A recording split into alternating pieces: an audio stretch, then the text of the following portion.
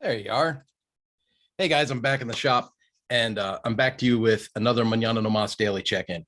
Yesterday, I was late to the Mañana no Mas daily check-in. I tried to come to you guys directly through through an on-location live that I was going to do. I was using my tablet and I connected through Zoom and I went to go live on YouTube, and live on YouTube was not an option yesterday that came up in the screen. So I went live on Facebook instead. So if you follow us on YouTube, great. If you follow us on Facebook, great. If you take a look at the replays on LinkedIn or on the Mañana no Mas website, even more fantastic. Now, part of the audio had went away yesterday during that live, so I didn't put up the replay for that on any of the other channels because I thought, hosting a replay of a half silent video is probably not the best move on my part from a marketing perspective. So anyway, to give you the gist of kind of what's going on this week and kind of one of my core messages, and I wanted you all to see, I'm wearing my Speed the Lead shirt from Joe Iribarren with Go Beyond Creative. Super nice guy. Really sharp. Works in the Powersports industry, works with dealerships, helping them with their BDCs, business development, tracking leads, building leads, and that kind of thing.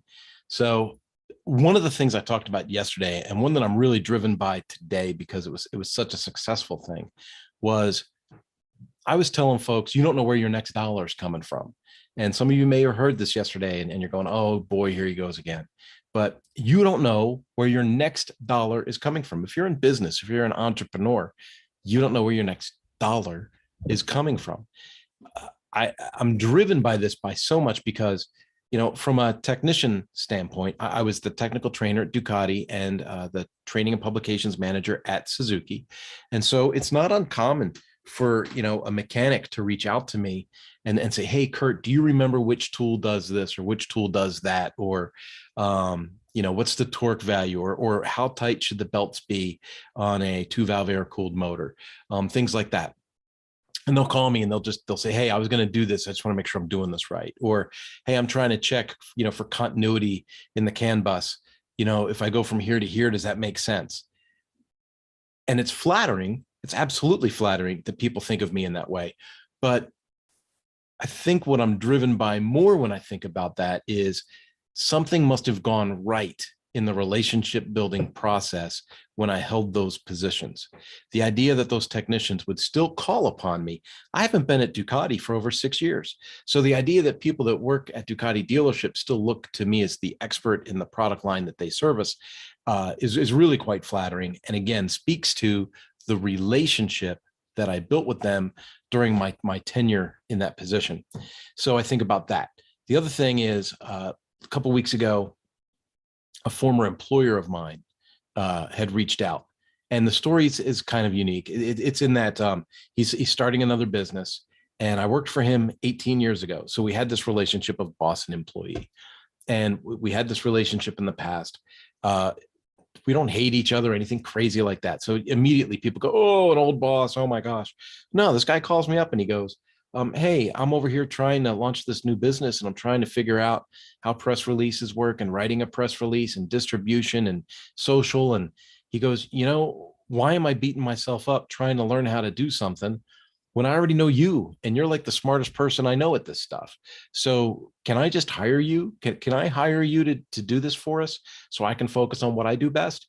And that to me is just the sign of a great leader. That's a sign of someone that is taking motion, right? Recognizing your sweet spot and your areas of growth and going, I can replace my areas of growth with somebody else who has a sweet spot. Pardon me.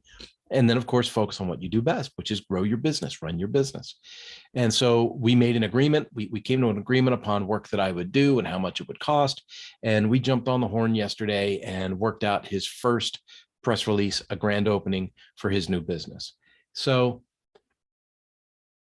folks, I hadn't talked to him in years. I mean, I worked for him 18 years ago.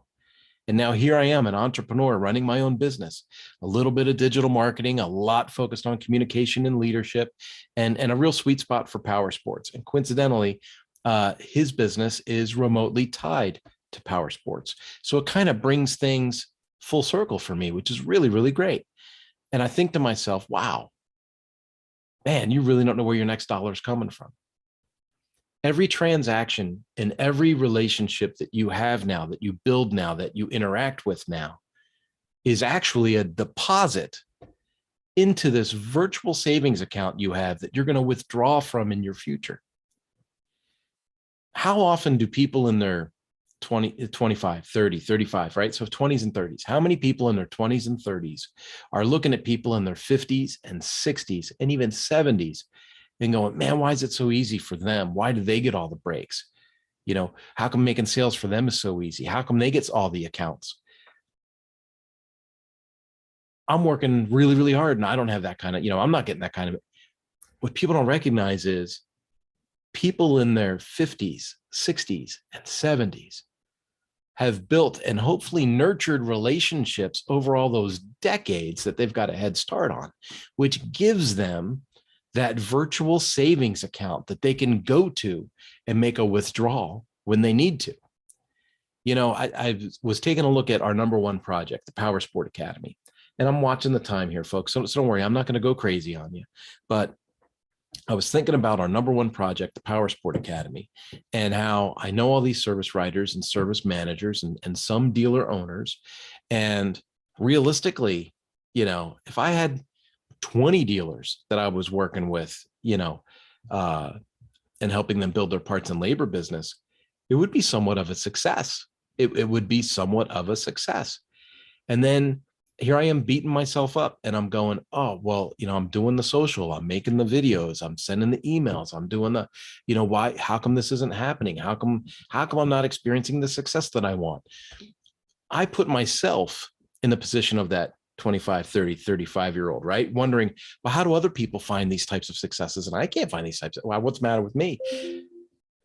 I need to go back to, what are the relationships? What are the people I know? How can I add value to them? And since we already know that our return on investment of working with the Powersport Academy is pretty extraordinary, you're not asking for favors. You're offering to help them. And so, I got to jump back into my relationship bag of tricks, right? And I got to start reaching out to people, voice to voice, face to face, handshake to handshake, and going, hey, we had a relationship. We worked well in the past. What's to keep us from working together in the future? What's it going to take for me to be able to work with your staff and help you improve your business? And then move forward from there. Folks, we have to really, I say this all the time. I mean, here I am, I'm a professional speaker, trainer, and coach, and I focus on communication and leadership that builds culture. Once that culture is built, then we can talk about processes and procedures that build your efficiency, productivity, and drive your profits, right? There, all that stuff, like all the stuff that business people want to talk about. Business people are like, what's the magic trick? How am I going to get people to produce 10% more at 8% less cost? How am I going to get people to do that? And it's like, no. You don't just say this is what we're going to do and expect to have buy-in. You've got to have communication, leadership, and culture. You got to build that company culture up and get people bought in to what victory at your company looks like. Then you can start saying, hey, based on our culture and based on our combined goals, we're going to institute this process or this procedure, and we'll see this result from it, right? And as long as you have people's buy-in through communication and leadership, you'll be able to hit your milestones and your markers and knock those goals down piece by piece. So it's a thing that I really, really focus on. And I think about what I teach other businesses and how I can put a lot of that to use in my own, growing my number one project, the Powersport Academy. Meanwhile, Mañana No Mas is doing great. Folks, I love hearing from you. Tons of ideas are coming in, tons of potential projects. Folks, if we've talked in the last month and I've said, man, that sounds great, we should move to the next step, I'm really hoping that you take what we discussed and you go, man, yeah, I should move to the next step. And then I'm here when you're ready. Okay. I've got a great team. We've got animation, graphics, learning development, learning management systems, e-commerce. We've got all of that in the house at Mañana No Mas. And it all stems from, they're all basically arrows in the quiver, right? that help us with communication and leadership and building your brand. So that's that. Today for Mañana no más, the daily check-in is, you don't know where your next dollar is